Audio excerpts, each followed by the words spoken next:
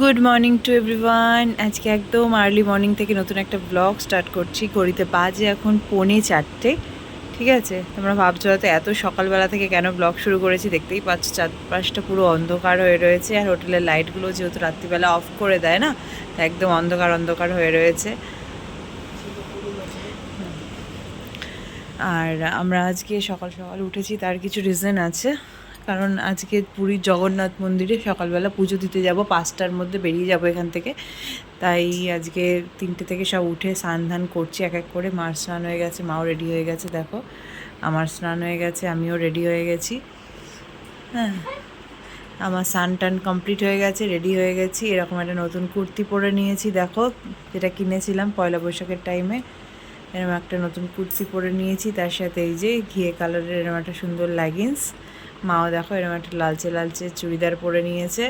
Husband এখনও ব্যালকনিতে উঠে বসেছে, এখনও রেডি হয়নি, আর ছেলে তো ঘুমোচ্ছে। আর এই যে এই হাতে, এই যে ডান হাতে এরকম একটা ব্রেসলেট পরেছি, দেখো এরকম একটা ব্রেসলেট পরেছি। বা হাতে এই নতুন ঘড়িটা, ব্যাস। কানে ছোটো ছোটো দুটো দুল, আর চোখে কাজল, লিপস্টিক। সকালবেলা তো আর কি সাজবো।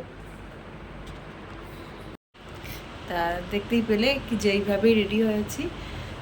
ছেলেকে মোটামুটি ওই 4:15 নাগাদ ডাকার ইচ্ছা আছে, ডাকিয়ে তুলে ফ্রেশ ট্রেশ করে দিয়ে খাইয়ে দেন আমরা এখান থেকে 4:45 রুম থেকে বেরোবো। আর 5টার সময় আমাদের হোটেল থেকে বেরোবো, কারণ এই হোটেলের থেকেই কিন্তু মানে যে জগন্নাথ মন্দিরের ওখানকারই যে এক পুরোহিত আছে, উনি এই হোটেলের সাথে কানেক্টেড মনে হয়। তা উনি নিয়ে যায় সবাইকে, তো ওনাকে আমরা বলে দিয়েছিলাম। তো উনি আসছে কি ভোর 5টার সময়, এসে আমাদের সবাইকে পুজো দিতে নিয়ে যাবে। তো চলো দেরি না করে আস্তে আস্তে আমরা রেডি হয়ে বেরোই।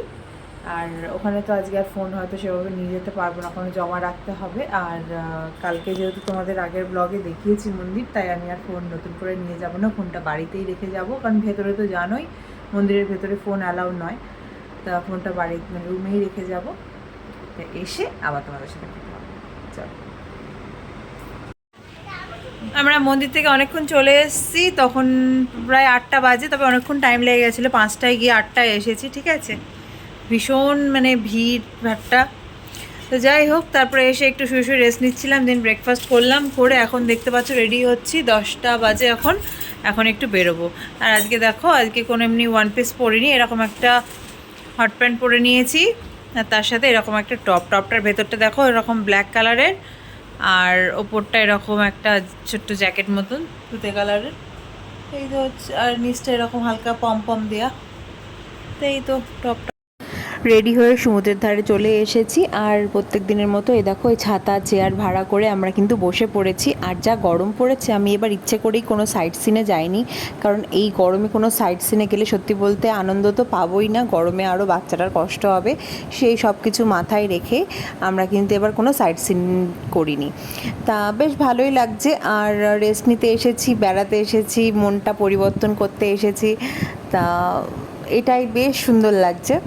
এরপরে যখন আসবো তখন ঠিক করেই রেখেছি শীতকালের দিকে আসবো, যাতে সাইট সিনটা আমরা ভিজিট করতে পারি। বাট এবার একদমই সাইট সিনে যাওয়ার কোনো প্ল্যানিং আমাদের নেই, কারণ ভীষণ গরম। আর লাস্ট দুদিনের তুলনায় আজকে তুলনামূলকভাবে একটু বেশি গরম। সো চলো আমরা এই সমুদ্রের ধারে অসাধারণ ভিউটাকে এনজয় করি, কারণ আর একদিন পরেই আমাদের ট্রেন, আমাদেরকে ফিরে যেতে হবে। 3 দিন অলরেডি কিন্তু হয়ে গেছে, এবার আমাদের ফেরার পালা। আর এক দিন পরেই আমরা বেরিয়ে যাব। তা এই ভিউটাকে তো আর পাবো না, তা মন ভরে এনজয় করে নিই এই চারপাশের ভিউটা। সত্যি অসাধারণ। অনেক বছর পর পুরী এসেছি তো ভীষণ ভালো লাগছে। আর এখানে দেখো ছেলে আর ওর বাবা দুজন মিলে সমুদ্রে পা ভেজাতে চলে গেছে, আমিও যাব ওদের সাথে। তা আমি আগে ফার্স্ট একটু শ্যুট করে নিচ্ছি ওদেরকে, দেন যাব। তা ওরা তো বেশ এনজয় করছে ওখানে। চলো এবার আমিও ওদের সাথে যাই, তারপরে ফিরে এসে একদম রুমে গিয়ে তোমাদের সাথে আবার কথা হবে। হ্যালো সবাইকে, ঘড়িতে বাজে এখন 1:45।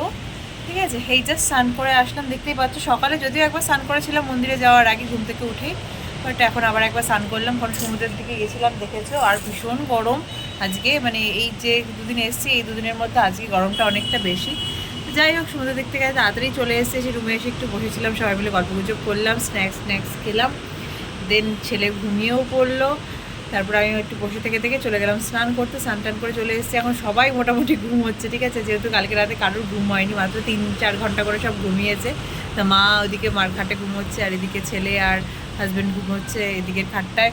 আর আমি এই স্নান করে আসলাম, আমি একটু রেস্ট নেবো। আর 2টোর মধ্যে খাবারও বলে দিয়েছি, লাঞ্চটা আসলে সবাই লাঞ্চ করে নেবো, দেন রেস্ট নিয়ে বিকেলের দিকে আবার বেরোবো। আর বাইরে আজকে কিন্তু রোদটা দেখো, অসম্ভব রোদ। মানে অন্য দিনে রোদটা তাও একরকম থাকে, কিন্তু আজকে রোদটা না একদম সহ্য করা যাচ্ছে না, ভীষণ প্রবলেম হচ্ছে, খুব প্রবলেম হচ্ছে আজকে। তাও মানুষ তো আছেই। তো চলো ঘরের দিকে যাই, আবার পরে দেখাচ্ছি।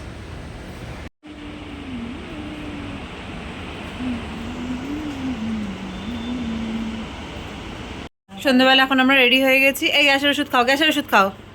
আমি এই ড্রেসটা আজকে আবার পরে নিয়েছি। গ্যাসের ওষুধটা খাও।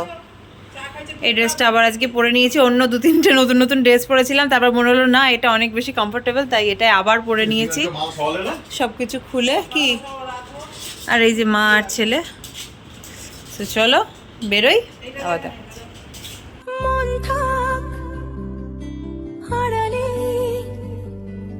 মাঝে মাঝে ছুঁতে আসা,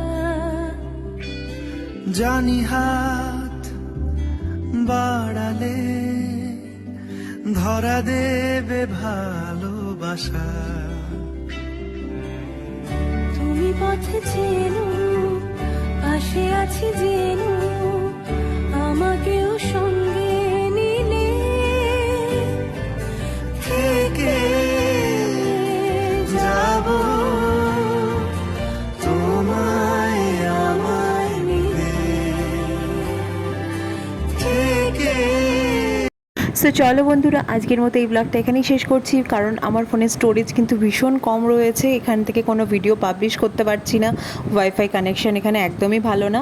তাই আজকের ভিডিওটা এখান থেকেই শেষ করছি। দেখা হচ্ছে আবার আমার ফেরার ব্লগ নিয়ে। সো চলো এখনকার মতো এখানেই টাটা বাই বাই। ভালো লাগলে সাবস্ক্রাইব করো চ্যানেলটাকে। টাটা।